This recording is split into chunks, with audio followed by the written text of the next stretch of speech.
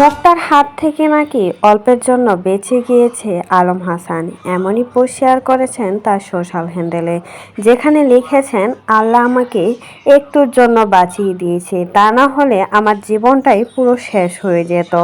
কারণ মুক্তার মতো মেয়েদের সাথে কেউই সংসার করতে পারবে না। যে স্টাইল নিয়েছে মুক্তা, দেখেই বোঝা যাচ্ছে সে যে আলম হাসানের সংসার কেনই বা ছেড়ে চলে গেছে।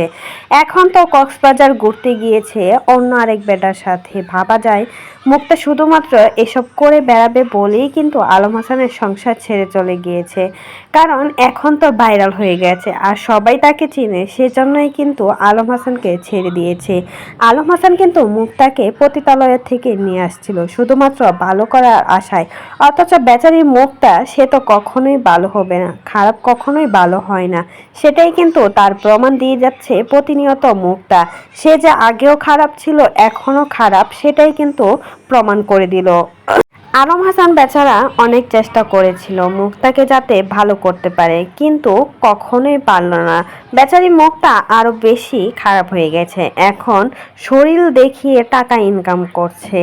আগেও যা করতো মুক্তা ঠিক তাই করছে এখনো কিন্তু নিজেকে পরিবর্তন করতে পারলো না, বরঞ্চ আরো বেশি অশ্লীলতা হয়ে গেছে মুক্তার মাঝে। মুক্তার ভিডিওগুলো দেখেই কিন্তু বোঝা যাচ্ছে সে যে কতটা অশ্লীল করতো আগে, আর এখন তার থেকে 3 গুণ বেড়ে গিয়েছে।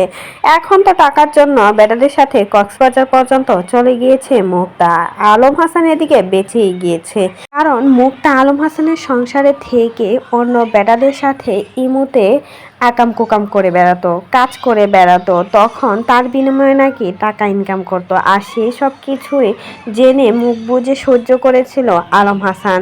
সবটাই যেন এখন সবার মাঝে সত্যি সত্যি প্রমাণ হয়ে গেল।